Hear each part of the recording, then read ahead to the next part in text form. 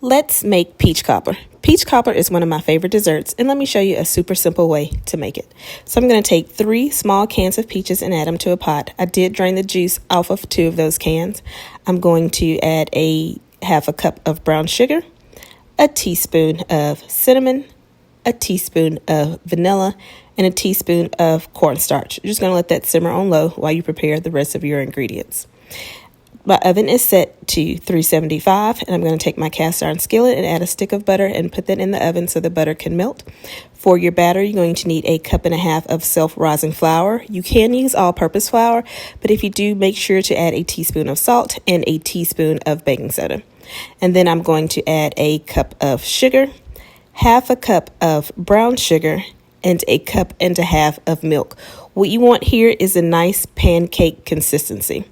Once you get that mixed together, your butter should be melted, and so you're going to take your batter and pour it right on top of that melted butter.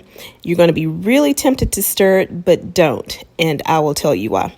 If you look around the rim of the cast iron skillet, because that skillet is hot and that butter is melted, it's already starting to form the crust. And so then you're just going to spoon your peaches right into that batter. Top it off with just a little bit of cinnamon. If you like nutmeg, do that. I don't care for nutmeg that much.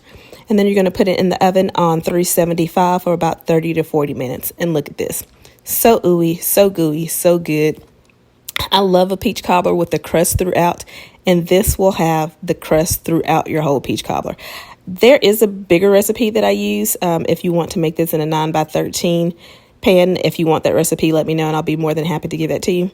But then you're just going to spoon this into a bowl, and I think it's an unwritten rule that peach cobbler is served warm with some ice cream. So add a couple of dollops of your favorite ice cream, and that's it. Be sure to like, follow, and subscribe to get more simple recipes. Y'all enjoy.